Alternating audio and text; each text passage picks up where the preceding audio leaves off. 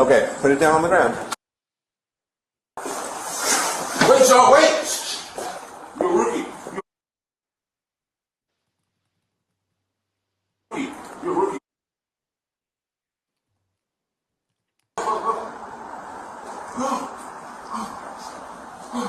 Okay, stay right there. Do not move. Stay right there. What? Just stay over there. Please, sir. Please. Please. Please don't do that. 73, I gotta get over the gun. I'm not doing anything. Look, I'm not doing. Don't shoot. Don't shoot.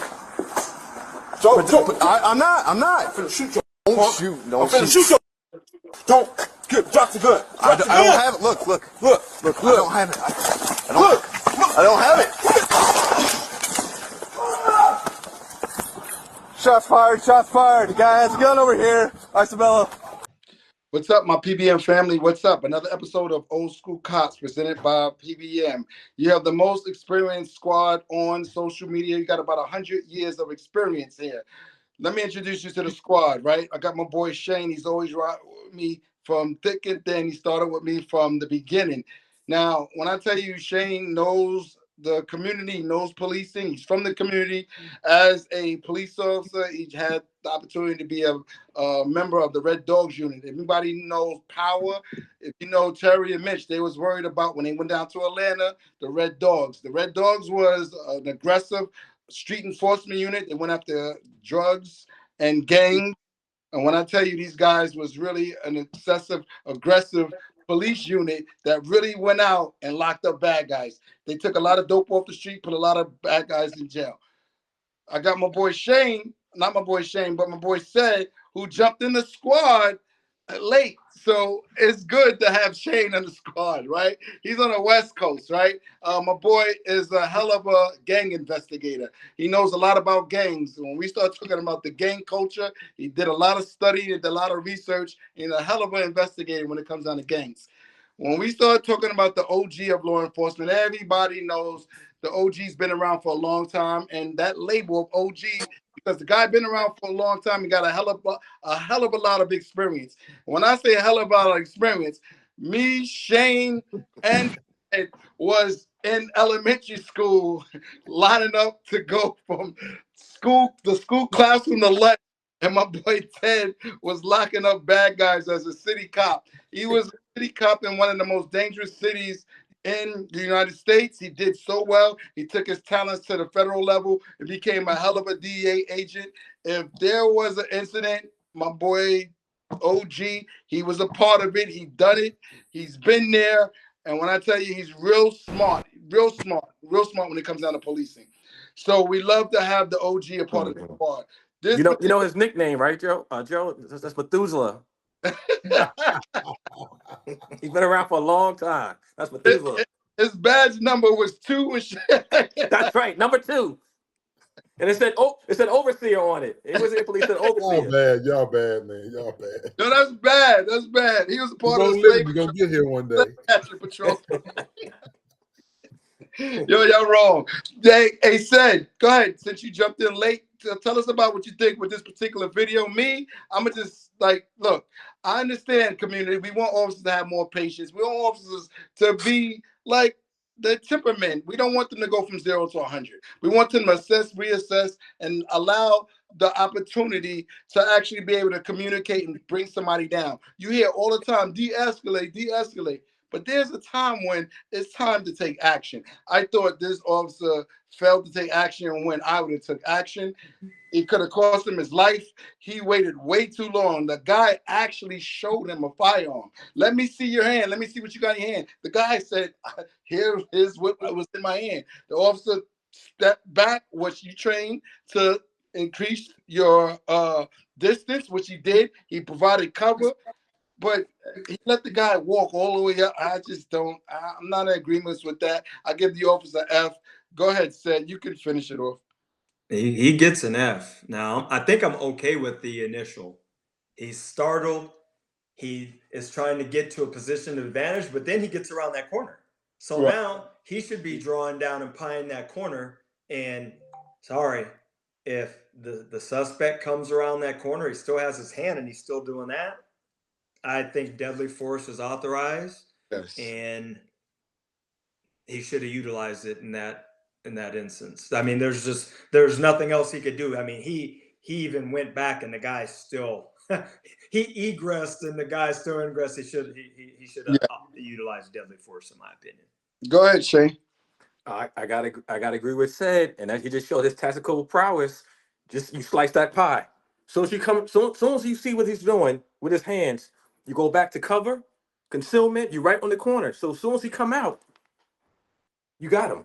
But he didn't. He went to the side, allowed the guy to approach him, and he knew the officer was scared. You notice what he said? You're a rookie. You're a rookie. You're a rookie. See your persona, how you dress, how you present yourself.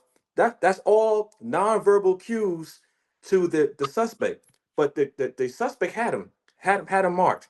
He's like, hey, you're a rookie. You don't know what you're doing. And he could have got himself in serious trouble, So he didn't handle that correctly. The officer could have died. He could have a lot better tactically. And you guys were generous and give him an F. I'm gonna put him on desk duty, send him back to the house. You gotta get back to FTO training. You gotta get off the street, sir. We're gonna take your gun away from you. Go ahead, OG. Close it out. So they always ask the question, when do you pull your gun? As soon as you think you need to pull your gun. If you're thinking about it, it's too damn late. So you instinctively know when you do those things. I was talking to a young man here on my street, and a guy came down my street speeding again.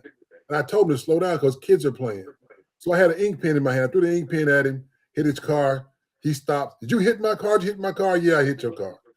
I told you slow down on my street. So when he gets out of the car and starts walking towards me, he says, I got something for you. I got something for you. I said, get a little closer. Get a little closer. You're going to find out. So he turned his ass around and got back in his car and drove off. I was talking to a kid on my street who was riding a motorcycle, and he was watching the guy. Now, when the guy went back to his car, I put my gun back in my boot. The kid talking to me goes, Mr. Golden, when did you pull that gun? I said, as soon as he stopped the car. He goes, I didn't see you. I said, it wasn't for you to see. Well, how you know he didn't have no gun? I said, he's wearing sweatpants. He ain't got no gun. Well, you were real cool. I said, I wasn't worried about it because he got a little bit closer. He'd have got 6. He looked at me. He started laughing. He said, would you have shot him? He's the one inferring he got a gun. You don't think about it. You just do it. I'm just being honest with you. When you've been around a long time, you don't think about it. You just go and pull that gun and worry about explaining why you got it out later. Being honest. Hey, let me ask you one F- for me. I do have a question, OG. The gun that you pulled, right? Was it a revolver? Yeah. You know what it was? A wheel gun, man. and that's so funny because as he's telling the story, I'm visualizing him, and I said he probably had a revolver. No, let me back up. It was actually a 40 caliber Glock. That's what it was. A baby Glock, a 40 caliber Glock. That's what I carry now. Because you ain't got no safety on it, but it was a 40 caliber Glock. I'll picture you. Back in the day, he pulled out that wheel gun. Back in the day, I had 2 wheel guns.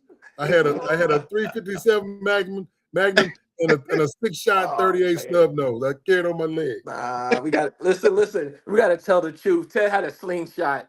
He had a slingshot. He ain't had no revolver, man. It was a little slingshot, little ball. He went and put that gunpowder in that Mustang. He said, hey, you come back, I'll have another round in about 30 minutes. That's right. That's right. Give me a minute. Let me tear off the piece of this lid. My teeth. That's right. You know how they used to do? They had the little bags. They tear it off with the teeth. That's right. Hey, Joe Shane, he said, come back when I got the rest of this gunpowder roll. Hey, man. That's right. Oh, man. Too funny. Rookie, though, man. He'll never forget this, boy. This will be on his mind forever. I wouldn't be surprised if he didn't lead a job. Right, man. Yeah. Once you survive something like that. Hey, my audience, I love you guys. I love that you sending more videos in. Keep sending the videos, and we'll keep giving you the assessments. Please, like I said all the time, like I say over and over again in each video, do not fight back with the police on the street. They got a home court advantage. Your fight is in the courtroom. Please be safe and take your fight to the courtroom. See you next video.